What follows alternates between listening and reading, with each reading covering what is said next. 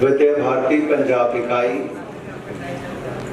सर्वहितकारी शिक्षा समिति एवं NIT जालंधर के द्वारा आयोजित national conference on recent advances in school education race 2023 के शुभ कार्यक्रम के अवसर पर सम्मानित मंच, उपस्थित सभी आदरणीय के मेरे भाई और बहनों, मैं नाम लेने की औपचारिकता में इसलिए नहीं किया क्योंकि सबके नाम बहुत बार लिए गए हैं। मुझे बेहद खुशी है कि राष्ट्रीय स्वयंसेवक संघ के वरिष्ठ प्रचारक और विद्या भारती उत्तर क्षेत्र के संगठन मंत्री आदरणीय श्रीमान विजय नड्डा जी के मार्गदर्शन में इस शानदार कार्यक्रम का आयोजन आप सबके प्रयासों से किया जा रहा है। इस पहल के लिए और सफल कार्यक्रम के लिए मैं आप सबको बहुत बहुत बधाई और शुभकामनाएं देता हूं।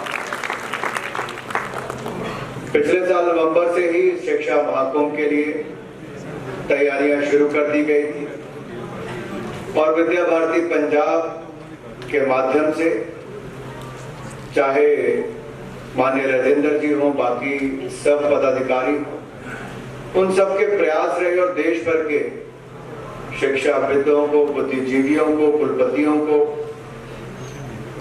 और शिक्षा से जुड़े हुए सभी ऐसे महानुभावों को इसके लिए आमंत्रित भी किया गया और बहुत सारे लोग देश भर के कोने कोने से यहाँ पर आए हैं।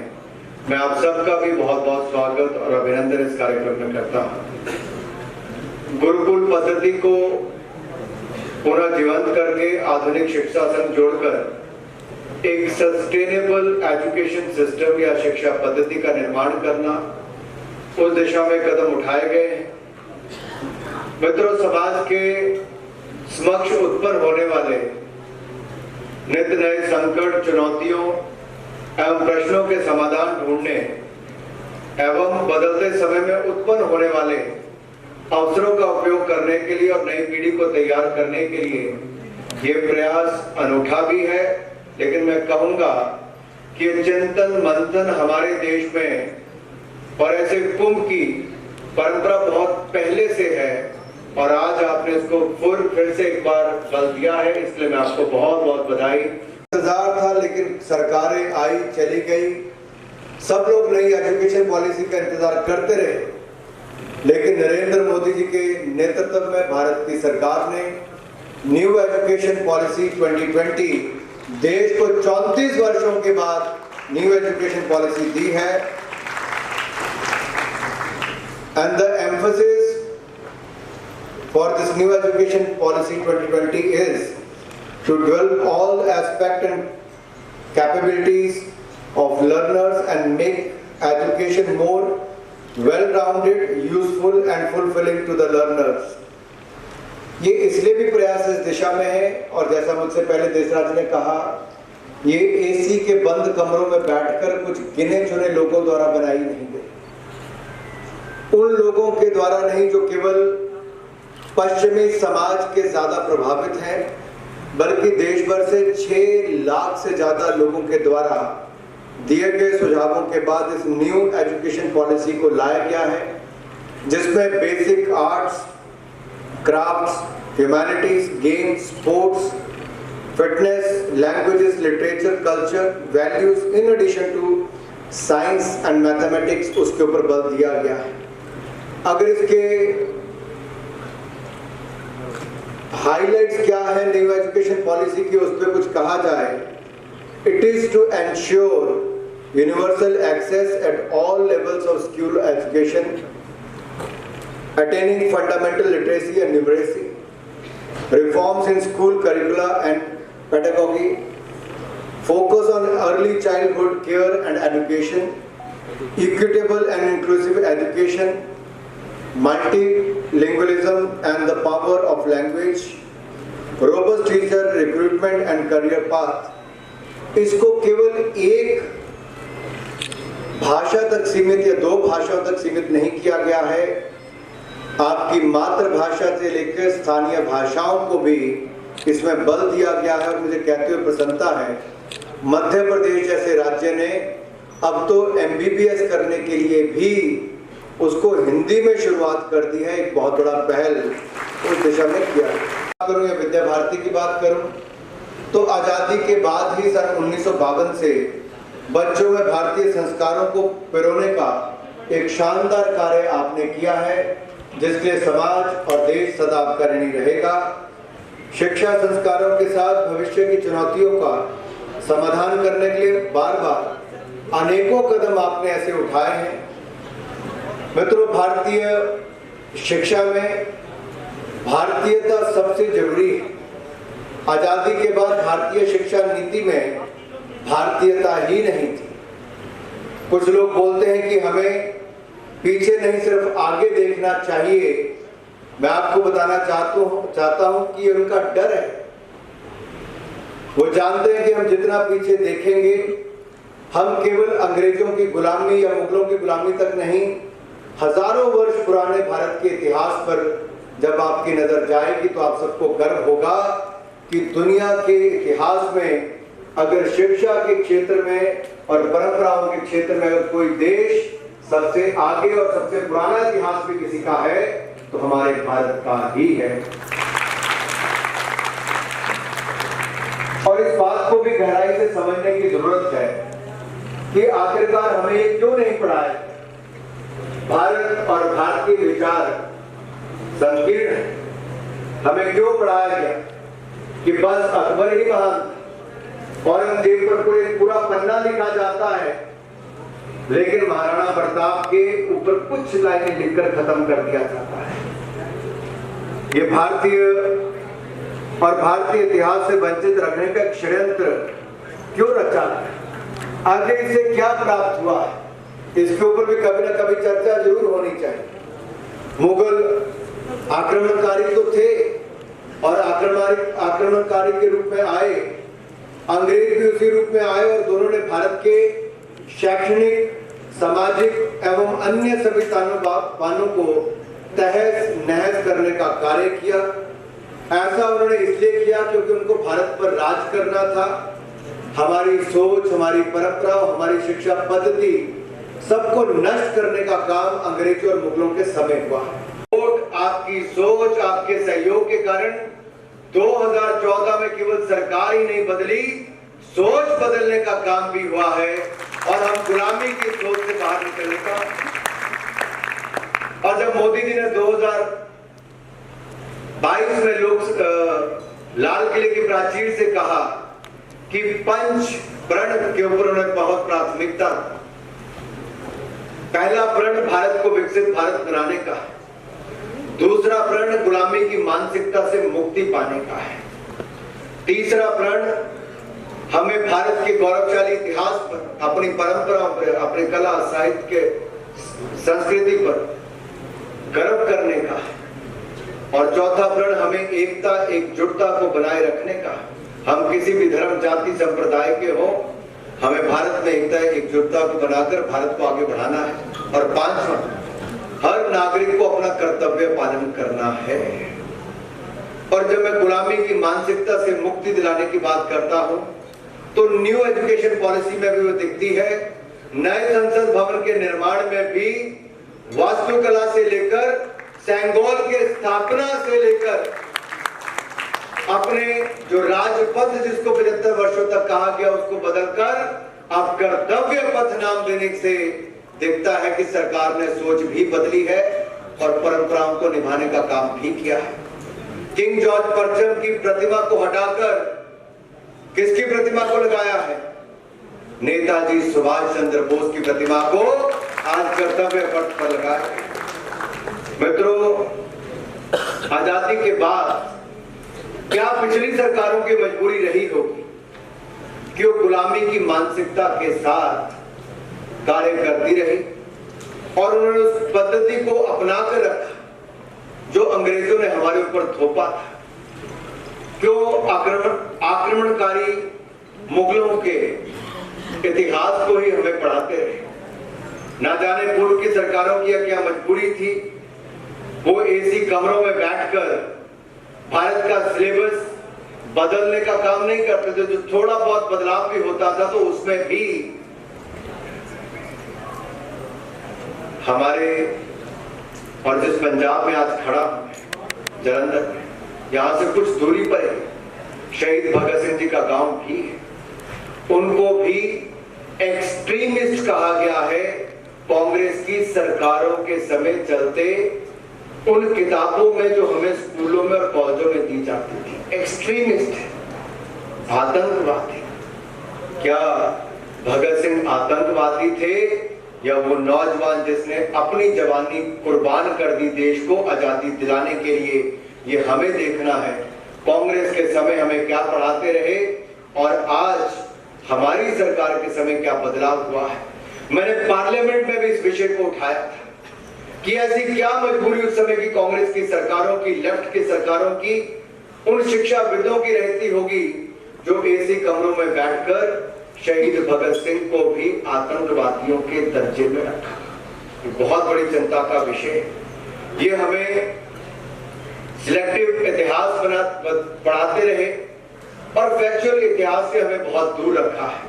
आज समय आया है हमें फैक्चुअल इतिहास अपनी युवा पीढ़ी को बताना भी है और आजादी के 75वें वर्ष में हम सबके ऊपर जिम्मेदारी आती है कि हमें हर गांव में किन लोगों ने भारत को आजादी दिलाने के लिए अपना बड़ा योगदान दिया है उनके नामों को भी बाहर निकालना चाहिए और आजादी पाने के बाद अब तक किन लोगों ने हमारे गांव-गांव में बहुत बड़ा योगदान भारत के विकास में भी दिया है, ऐसी पट्टिकाएं हर गांव में लगनी चाहिए और उन पट्टिकाओं के ऊपर स्वतंत्रता संग्राम में अपना योगदान देने वालों का नाम भी लिखा जाए और स्वतंत्रता के बाद देश को सुरक्षित रखने में भी जिन्होंने अपना बलिदान दिया उनका नाम भी उस पर लिखा जाए।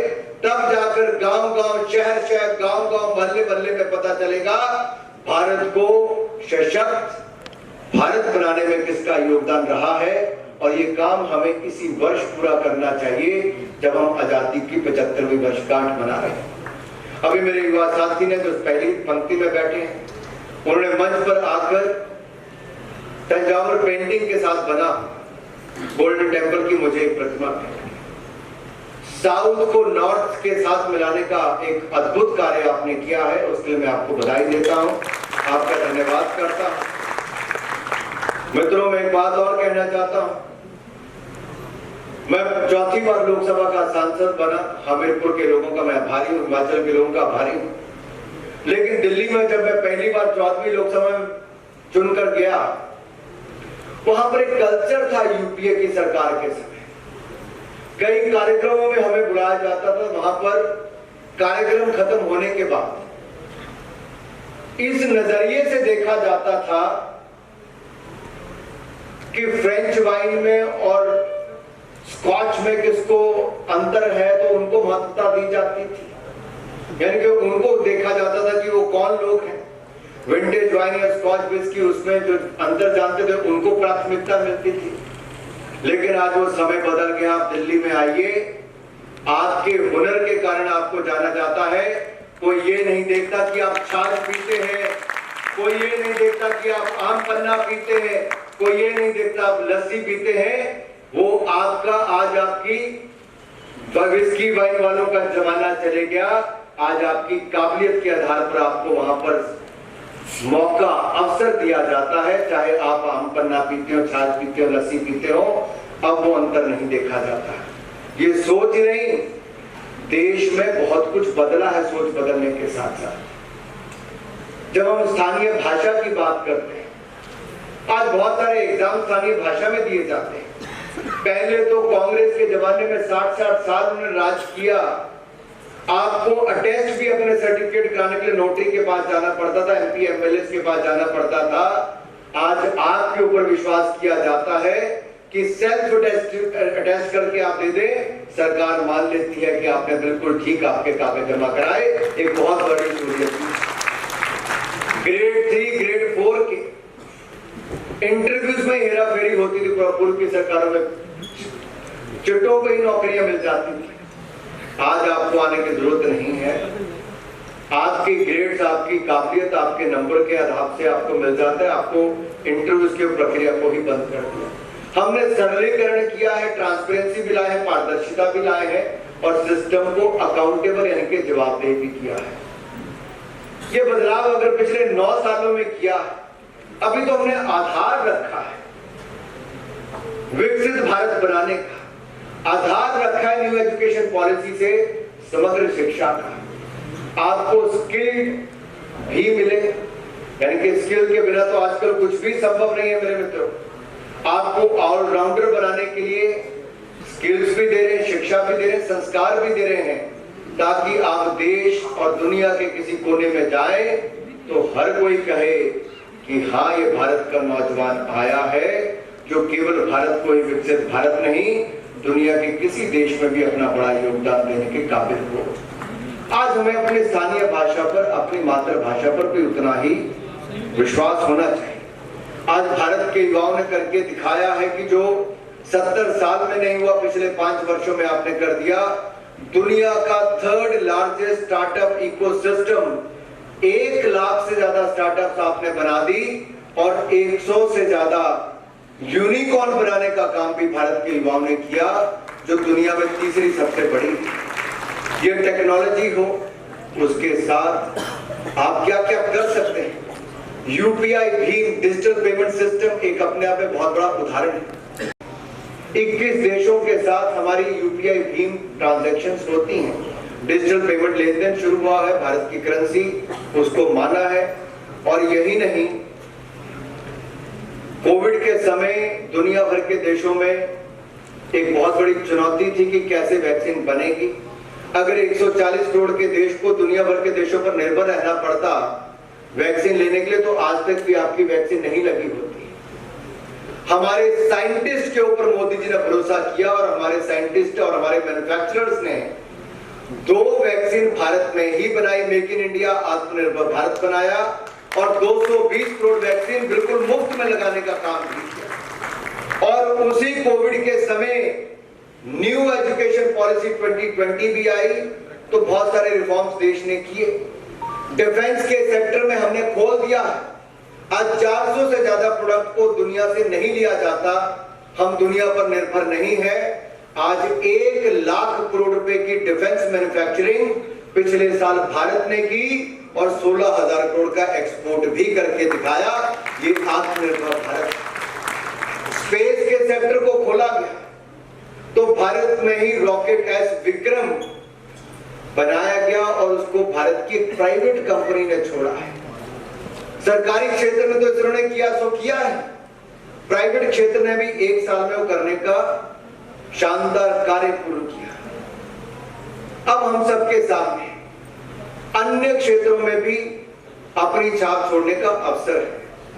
जैसे मोबाइल फोन जिससे आप ये रिकॉर्डिंग कर रहे हैं, फोटो खींच रहे हैं, ये आज से 6 साल पहले दुनिया के अन्य देशों से, चीन, ताइवान और वियतनाम जैसे देशों से आता था, और उससे पहले स्वीडन जैसे छोटे से देश से भी आता था, नोकिया। लेकिन आज भारत, जो 5 साल पहले दुनिया का दूसरा सबसे बड़ा इंपोर्टर था इलेक्ट्रॉनिक गुड्स का, आज दूसरा सबसे बड़ा मैन्युफैक्चरर मोबाइल फोन का बन गया है, केवल 5 साल के। अब हम एक नई policy, production link incentive scheme hardware के लिए भी लाएं कि आपके लैपटॉप, टैबलेट से लेकर बाकी भी यहां पर बने। अगले 5 सालों में हम उस क्षेत्र में भी नंबर 2 या नंबर 1 पे आ जाएंगे। आज दुनिया भारत में होप देख रही है, उम्मीद देख रही है, और दुनिया की उम्मीदों पर हमें खरा उतरना है। उसमें हमारी ये नई शिक्षा नीति, स्किल्स के प्रोग्राम, और शिक्षा नीति में आज केवल आपको चंद विषयों तक सीमित नहीं किया है। स्पोर्ट्स, फिटनेस, क्राफ्ट, ये सब बेसिक आर्ट्स आप उसका एक हिस्सा बने हैं। और मुझे पूर्ण विश्वास है भारत की जो सॉफ्ट पावर है, कला, संस्कृति, साहित्य, सिनेमा, स्पोर्ट्स, हम इसमें भी एक बड़ी छाप दुनिया भर में छोड़ेंगे। इसलिए सभी शिक्षा से जुड़े हुए लोगों को सरकार के ऊपर निर्भर नहीं रहना चाहिए। हमें जन भागीदारी से जन आंदोलन बनाना चाहिए। और ये कुंभ, ये जन भागीदारी मुझे पूर्ण विश्वास दिलाती है कि शिक्षा के क्षेत्र में जन आंदोलन आकर ही रहेगा, आप सबके प्रयासों से ही आएगा। चाहे वो प्राइवेट स्कूल हो, कॉलेज हो या सरकारी क्षेत्र के लोग या विद्या भारती के द्वारा किया गया शानदार कार्य हो। प्रधानमंत्री नरेंद्र मोदी जी ने भी बीते वर्ष शिक्षा दिवस के अवसर पर एक नई पहल पीएम श्री स्कूल की शुरुआत की। आज देश भर में PM school for rising India इसकी शुरुआत हुई है। ये 14,500 से अधिक स्कूल देश के कोने कोने में खोले जाएंगे, हर जिला में खोले जाएंगे और इसके माध्यम से हम आज की पीढ़ी और आने वाली पीढ़ियों को तैयार भी करेंगे। इसके साथ साथ हमने एकलव्य स्कूल भी देश भर में खोलने का निर्णय किया है। 740 एकलव्य स्कूल ये हम शेड्यूल्ड ट्राइब, अनुसूचित जनजाति के बच्चों के लिए खोलेंगे। 3.5 लाख विद्यार्थी इसमें भाग ले पाएंगे। 38,800 से ज्यादा टीचर्स और उनके सहायक कर्मचारियों की भर्ती भी इन अगले 3-4 सालों में पूर्ण कर ली जाएगी और जनजातीय विद्यार्थियों के लिए बहुत बड़ी सौगात ये नरेंद्र मोदी जी की सरकार के द्वारा दी गई है। इसके अलावा मित्रों, आईआईटी 2014 से पहले केवल 16 ही थे, हमने 9 सालों में 7 नए खोल दिए। आईआईएम 2014 से पहले 13 ही थे, हमने 9 सालों में 7 नए खोल दिए। यूनिवर्सिटीज 2014 से पहले 730 थी, हमने 9 सालों में 390 नई खोल दी।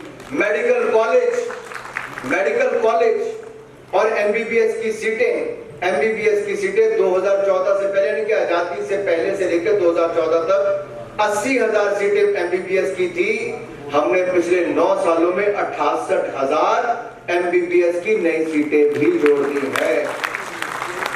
आज गरीबों के बच्चे भी डॉक्टर बन सकते हैं, उनको कैपिटेशन फीस देने की जरूरत नहीं है। 2014 तक केवल 7 एम्स थे, हमने पिछले 9 सालों में 15 नए एम्स खोलकर दे दिए हैं। यही नहीं मेरे भाइयों बहनों, अगर आज आप देखेंगे भारत की अर्थव्यवस्था जितनी अटल जी छोड़कर गए थे वहीं पर ही 10 साल यूपीए के सरकार के समय 10वें नंबर 11वें नंबर तक ही रहे। लेकिन मोदी जी ने आत्मनिर्भर भारत भी किया, मेक इन इंडिया भी चलाया, न्यू एजुकेशन पॉलिसी भी लाए और भारत की अर्थव्यवस्था को अंग्रेजों को पीछे छोड़कर या पछाड़कर अब दुनिया की 5वीं सबसे बड़ी अर्थव्यवस्था बना दिया है। हम लोगों ने योग को भी अंतरराष्ट्रीय स्तर पर सभी देशों में, कितनी तारीख को होता है योग दिवस? अरे सबको पता है, अब तो दुनिया को पता है। तो 21 जून को हम योग भी करेंगे और ये साल इंटरनेशनल ईयर ऑफ मिलेट्स मनाया जा रहा है। इनके मोटे अनाज की बात करते हैं। मोटा अनाज पौष्टिक भी है, न्यूट्रिशन ज्यादा है और उसकी जागरूकता भी अब ज्यादा हो रही। खिलाड़ियों से लेकर सिनेमा स्टार्स तक या फिल्म स्टार तक सब लोग इसका सेवन कर रहे हैं।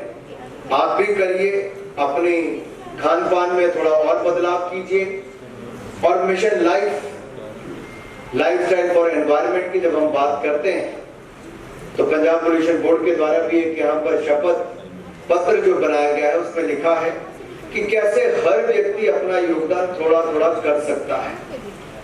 चाहे बिजली की बचत हो, फॉसिल फ्यूल या पेट्रोल डीजल की बचत हो, या फिर हमारे अनाज की बचत हो, पानी की बचत हो, पर्यावरण में पौधा लगाने की बात हो। आज से अच्छा समय कोई नहीं, मानसून आने वाला है, पौधा लगाने का कार्य कीजिए।